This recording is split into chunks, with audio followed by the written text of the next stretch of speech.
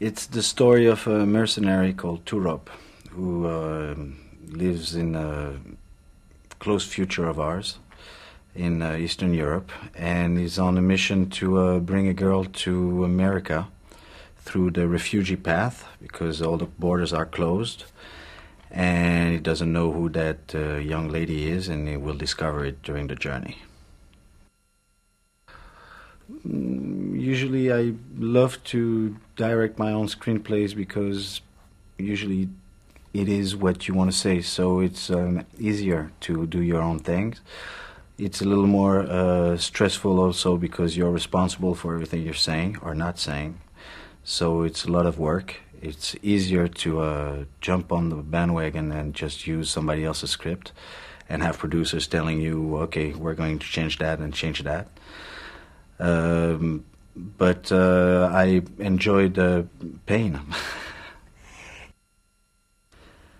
Well, Vin has something that it's missing from movies today. He has muscles.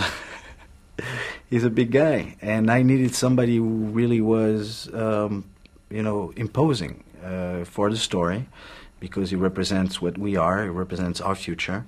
And I need somebody as could be rough and tough, and also has layers of understanding. And that's what I saw in Vin's work in previous movies, and that's where you see more and more in each movie he's doing, is that he's trying to open to be more than just muscles and to become a full-on characters. My goal was to go back to what action movies were during the 80s, before the CGI era, before everything became more and more complicated to be able to get what we needed. You don't need as many electronics, CGI stuff. Try to be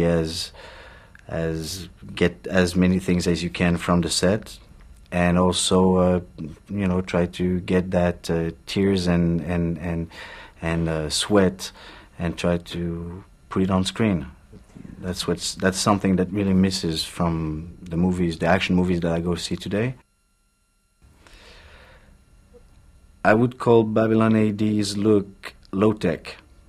It's a low-tech sci-fi, meaning that it's in the future, but the technology is not as pristine as we can see in normal science fiction movies.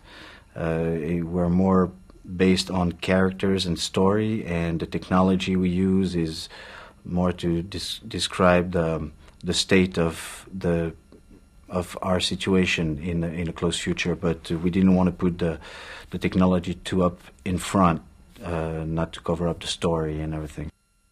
Vin Diesel is very specific, and I wanted to bring a Vin Diesel that we've never seen before, which is like somebody gritty and not as clean and sharp as he was, but a little more heavy and rougher.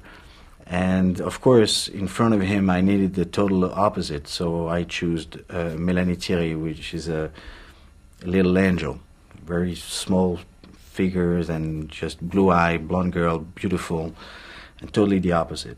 And I needed a chaperone in the middle, somebody who can do the buffer in between these two characters. And I chose Michelle Yeoh because she represents that kind of that Asian spirit of being able to be zen and also being a fighter, and she can understand both camps. And that was what I wanted with her, and that's where I got my triangle.